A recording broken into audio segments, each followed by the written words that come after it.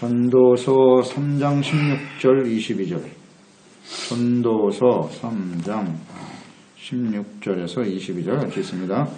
또 내가 헤아려서 보건대 재판하는 곳 거기에도 악이 있고 정의를 행하는 곳 거기에도 악이 있도다.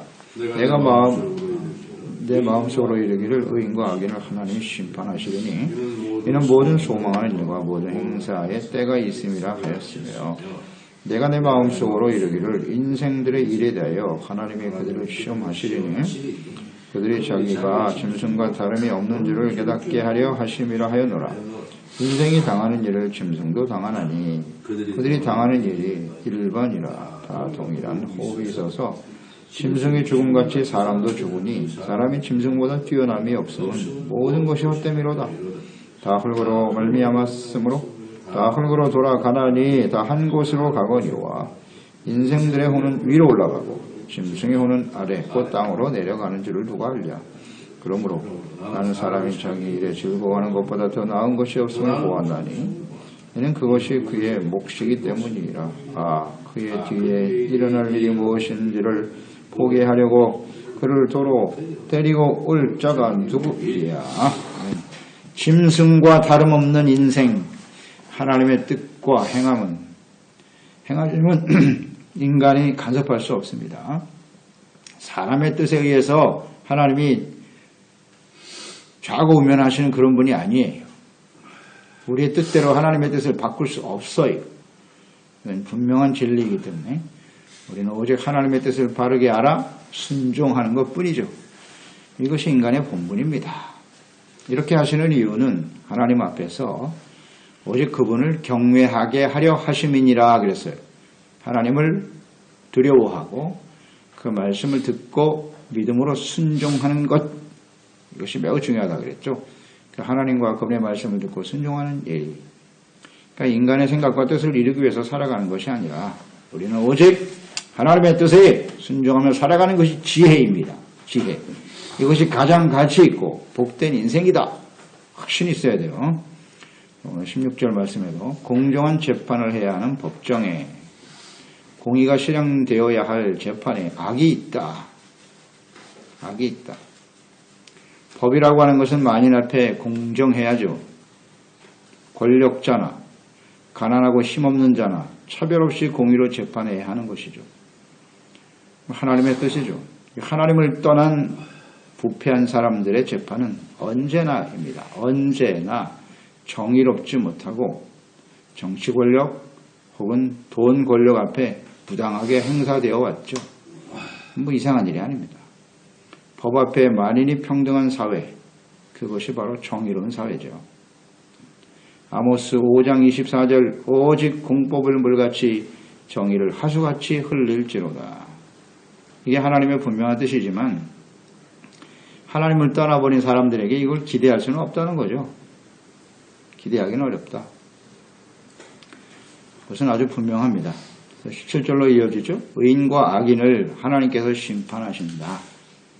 인간의 법정에서는 이 공의가 실현될 수가 없어요. 너무나 당연한 일이고요. 하지만 중요한 것은 하나님께서는 의인과 악인을 반드시 심판하신다는 거예요. 그러니까 세상 법정에서 행해지는 불의와 악에 대해서 하나님이 심판하실 것이다. 이것은 모든 역사 속에 진행되어져 왔어요. 지금도 계속 역사하고 계시고 시편 7편 11절로 12절에 하나님은 의로우신 재판장이시며 매일 분노하시는 하나님이시다. 사람이 회개하지 아니하면 그가 그의 칼을 가시며 그의 활을 이미 당기어 예비하셨도다. 이분이 하나님이세요. 하나님은 의로 재판하시는 분이세요. 의로우신 재판장. 사법권이 무너지는 이 현장을 하나님은 주목하고 계세요. 특히 하나님의 백성들, 하나님의 백성들에게 주님께서 율법을 통하여 공의의 실행을, 의의 행함을 명령하셨지만 이것이 온전히 실천되지 못함으로써 이스라엘은 멸망의 길을 갑니다. 하나님의 백성에게도 하나님께서 아주 엄격하게 적용하시죠. 불의한 곳에는 하나님의 의가 공의가 나타날 수밖에 없다. 매일 분노하신다잖아요. 칼을 갈고 계시고 활을 당기셨다. 이분이 하나님이심을 우리는 알아야 돼요. 그러니까 이 하나님은요, 이 말씀은 진리라는 거 아시죠? 진리는 모든 시대에, 모든 나라에, 모든 사람에게 적용이 되는 거예요. 역사를 한번 살펴보세요. 불의로, 악으로 나가던 사람들이 어떻게 되었노? 하나님이 다 심판하십니다. 그게 우연히 일어날 일일까요? 그렇지 않죠. 하나님은 살아계시고요. 만왕의 왕이시고요. 공의로 다스리시는 분이시며 역사의 주인이시고 나라와 권력을 세우기도 하고 멸하기도 하시고 이걸 인정할 줄 알아야 돼요. 근데 우리는 자꾸 눈앞에 있는 현상만 보죠. 전체를 봐야죠. 하나님이 어떤 분이신가. 하나님을 볼 수 있어야 돼요. 하나님의 말씀은 어떠하시뇨? 하나님의 뜻은 어떠하시뇨? 이것이 우연히 일어난 일이라고요? 그렇지 않습니다. 다 하나님이 하시는 일이에요. 하나님은 공의로우신 분이에요. 반드시 심판하십니다. 18절에 하나님께서 사람이 짐승보다 다르지 않다는 것을 깨닫게 하시려고 사람들을 시험하신다 그랬어요. 시험하신다.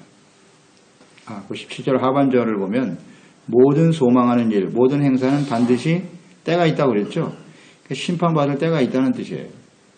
사람들이 행하는 일, 소망하는 일, 어떤 목적, 의도가 있겠죠. 사람들은 다 의도를 가지고 나름대로 소망을 가지고 일하고 행하겠으나 그 모든 때에 하나님이 심판하신다. 이건 틀림없어요. 그러니까 우리가 어떤 의도, 어떤 목적을 가지고 일을 행하든 그 행한 일에 대해서 반드시 보응하십니다. 보응하시는 거예요. 이건 하나님이 하시는 일임을 잘 생각해야 돼요. 그래서 우리 개인도 그렇고요.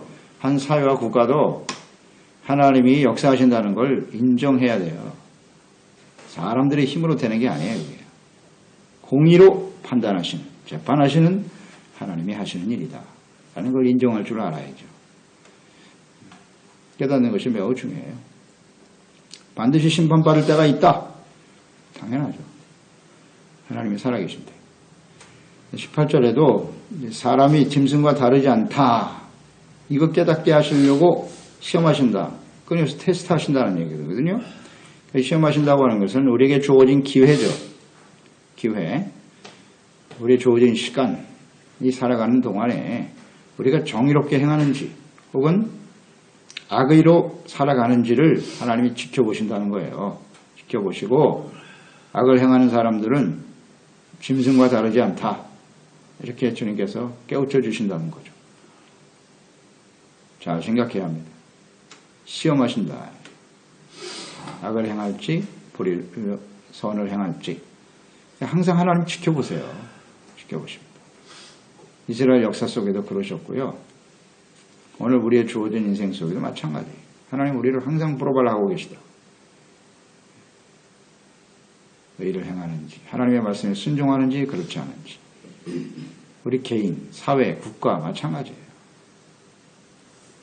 하나님의 의를 행하는가? 네, 보는 거죠. 이건 뭐 속일 수가 없어요. 사람의 눈은 속일 수 있어도 절대로 하나님은 속일 수가 없는 거죠. 아주 분명한 거 아니겠습니까? 그래서 정의로 공의로 판단하시는 분이 하나님이시다. 그런데 악을 행한다면 말이죠. 그 주어진 기회에 짐승과 다르지 않다는 겁니다. 아주 뭐 분명한 가르침이네요. 19절 20절 사람이 짐승과 공통점이 있다. 그게 뭐냐? 다 동일한 호흡이 있어서 호흡이 끊어지면 흙으로 돌아간다는 겁니다. 사람도 동물도 흙으로 지으셨어요. 근데 사람과 동물의 차이는 뭐냐? 사람은 하나님의 형상대로 지음받았고 그 안에 하나님의 영을 불어넣으셨어요. 그 차이점이죠. 그런데 하나님을 이 영이라는 건 하나님이시잖아요. 하나님을 인식하고 하나님을 경배하고 하나님과 교제하고 주님의 말씀에 순종하는 이것이 사람이에요. 그들이 하나님을 인식하고 주님을 섬기지 못하고 죄 가운데 살다가 죽으면 동물과 같다. 짐승과 뭐가 다르냐는 거죠. 먹고 마시고 그러다가 인생 끝나는 거죠. 의미 없는 인생이 되고 만다. 차이가 없다. 그렇기 때문에 인생이 헛된 거예요. 뭐 세상에서 부귀 영화를 누리고 뭐 대단하게 이름을 날리고 살았다? 그러나 그가 하나님을 알지 못한다면, 죄 가운데 죽어간다면 뭐가 다르냐? 짐승. 차이가 없다는 거죠. 그래서 하나님이 없는 인생, 이게 바로 짐승과 같은 삶이라는 것을 다시 한번 깨우쳐 주신다는 거죠. 시편 49편 20절이죠. 존귀하나 깨닫지 못하는 사람은 멸망하는 짐승 같도다. 짐승과 이구하리다. 사람이 존귀하죠. 하나님의 형상대로 지음받았기 때문에. 하나님을 몰라? 하나님을 깨닫지 못하고 산다? 짐승과 뭐가 다르냐? 분명하죠. 예. 그러니까 이 존귀하나는 사람의 그 존재 자체를 의미하는 것이기도 하지만, 예수 그리스도 안에서 우리가 구원받아 하나님의 자녀가 되었다는 것, 이게 바로 존귀한 것, 하나님의 형상대로의 회복, 이게 존귀한 존재가 되는 거예요. 그렇죠? 전능하시고 천지 만물을 창조하시고 지금도 살아계신 영원한 하나님의 자녀가 된다는 것이 얼마나 존귀한 존재가 되는 겁니까? 하나님의 자녀. 이 존귀함, 이 가치를 잘 우리는 인식하고 있나요? 그런데 존귀한 하나님의 자녀 백성들이 말입니다. 하나님의 말씀을 버리고 공의를 저버리면 짐승과 같도다. 이건 우리의 선택에 달려있다는 거 아닙니까? 어떤 선택을 할 것이냐. 우리가 인생을 마감할 날이 얼마 안 남았는데 하나님 앞에서 과연 우리는 어떤 평가를 받을 것인가. 매우 중요한 문제죠. 그냥 열심히 먹고 살았습니다. 그게 무슨 의미가 있어요. 하나님 앞에서. 열심히 살았습니다. 열심히 하는 게 중요한 게 아니에요. 잘 살아야죠. 잘 살아야죠. 사람답게 살아야죠. 열심히 사는 사람 많죠. 열심히 살아야 나름대로. 답게 사는 게 더 중요해요. 존귀한 하나님의 자녀답게 사는 게 중요하죠. 이걸 깨닫지 못하는 사람들이 참 많도다. 우리가 의의를 얻었다는 건 정말 소중한 거예요. 하나님 자녀가 되는 거. 그래서 늘 말씀의 길을 길고 의와 거룩함, 믿음과 순종, 하나님을 경외하는 사람, 예수 그리스도 안에서 진리의 말씀 안에 성령의 인도하심을 쫓아 하나님의 뜻, 하나님의 비전, 영원한 하나님의 나라를 소망 삼고 살아가는 이것이 존귀한 인생 아닙니까? 어떤 게 가치 있는 인생인가? 잘 생각해 봐야죠. 21절 사람과 짐승의 차이가 있다. 인생의 영혼은 위로 올라간다. 위로. 짐승의 혼은 아래, 그 땅으로 내려가는 줄을 누가 알랴 그랬어요. 하나님의 형상대로 지음받은 사람의 영은 위로 올라간다는 거예요. 하나님 앞에 서게 된다는 사실. 이게 중요하죠. 이걸 깨달아야 지혜죠. 사람은 영생하는 존재입니다. 육체는 죽을 수밖에 없으나 영은 죽지 않아요. 불멸합니다. 영혼 불멸. 이걸 아느냐 모르느냐. 영생하는 존재, 그러니까 즉 하나님이 주신 생명이기 때문에 하나님이 주신 영은 절대로, 하나님이 영원하시잖아요. 잘 묵상을 해보세요. 하나님이 사람에게 영을 불어넣으셨다는 거예요. 하나님의 형상, 하나님의 영원하시잖아요. 그 속성 자체가. 하나님의 영은 영원합니다. 짐승은 죽음으로 끝나요. 그걸로. 하나님의 영이 들어가 있지 않기 때문에 그 차이. 그러니까 사람이 죽은 후에는 반드시 하나님 앞에 위로 올라가서 하나님 앞에 심판을 받게 된다는 거예요. 그래서 영원한 천국에서 영원히 하나님과 함께 살든지 아니면 지옥에서 영원한 형벌을 받으며 살아가게 되든지 둘 중에 하나예요. 영이니까. 하나님의 영이시다. 이게. 근데 사람들이 이걸 인식을 못하고 사는 것 같아요. 인간이 영면한, 불멸하는 존재라는 사실. 이걸 깨닫지 못하고 산다. 그러니까 어느 정도 인식은 하고 있어요. 사람은. 하나님의 영이 있기 때문에 다 나름대로 사후세계를 인식하고 살고 있어요.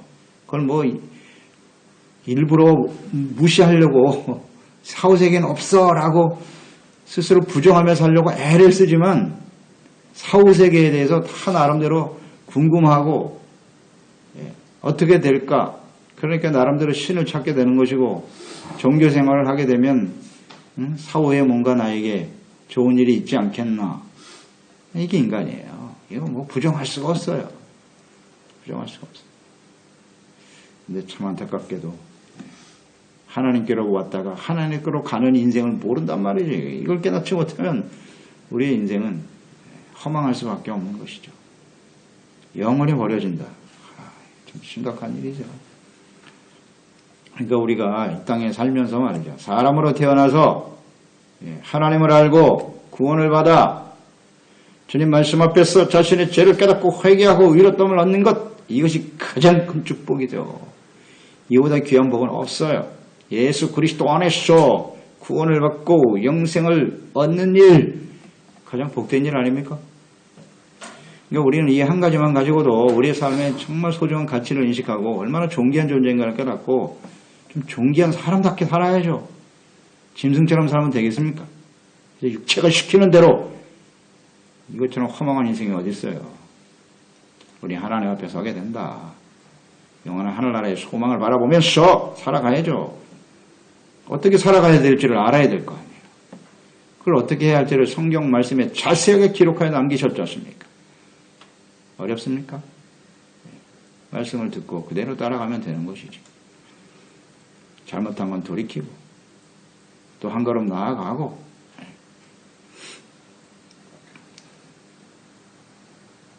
이것이 참된 하나님의 형상대로 살아가는 사람들의 모습이겠죠. 그래야 되죠. 근데 세상은 그렇지 않거든요. 자꾸 세상에 영향을 받게 돼 있어요. 하나님과 하나님 말씀에 영향을 받아야 될 사람들이 말이죠. 하나님 없이 사는 세상 사람들에게 영향을 받아. 거기서 사는 시간이 훨씬 더 많기 때문에 그렇겠죠. 좀 중심을 잡아야 돼요. 그래서 올 한 해 우리에게 주신 말씀처럼 신중하게 생각해야 돼요. 경솔히 행동하면 안 돼요. 감정이 시키는 대로 무슨 느낌대로 상황에 끌려다녀서는 안 되고요. 좀 신중하게 내가 이렇게 말하고 행동하는 것이 그리스도인다운 삶인가? 좀 경건하게 하나님 앞에서 말씀 앞에 살아갈 줄 아는 사람이 되어야죠. 이게 정말 마지막 때는 중요한 메시지예요. 하나님의 말씀이에요. 정말 신중해.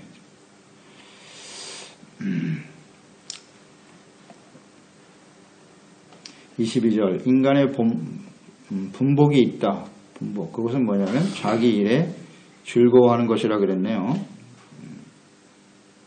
사람이 자기 일에 즐거워하는 것보다 더 나은 것이 없음을 보았다. 그것이 그의 몫이기 때문이다. 자기 일에 즐거워한다. 자기 일이라는 게 중요하겠죠. 자기 일이란 무엇인가? 이 본분에 자기에 주어진 본분을 알고, 즉 정체성, 내가 무엇을 해야 할지를 알고 그 일에 대해서 즐거움이 있는 사람이죠. 그게 복이다. 근데 과연 세상에서 이런 즐거움이 있을까요? 그래서 열심히 일하고 수고하는 사람들이 있죠. 근데 그것이 단순히 자신의 이익을 위해서, 사실 뭐 의식주 먹고 사는 일에 연결이 돼 있잖아요. 그 사람들의 일이라는 게 먹고 사는데 묶여 있기 때문에 정말 즐거운 마음으로 할까요? 먹고 사는 걱정 없이 즐거움으로 자기 일을 하는 사람이 과연 몇이나 될까? 얼마 안 되겠죠. 태어날 때부터 그냥 뭐 모든 것이 풍성하고 아무것도 안 해도 사는데 지장이 없는 사람 같으면, 근데 그런 사람이 하는 일은 뭐겠어요? 먹고 마시고 즐기고 쾌락이겠지, 쾌락. 그건 진정한 즐거움이 아니에요. 참 쉽지 않죠.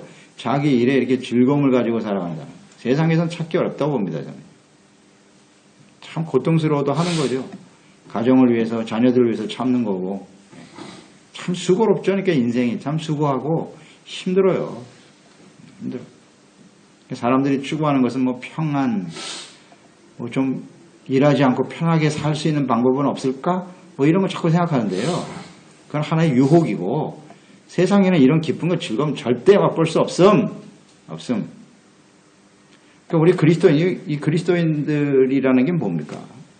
하나님의 자녀답게 하나님의 말씀과 뜻대로 하나님과 함께 주님을 섬기며 살아가는 것이 사실 우리의 일이잖아요.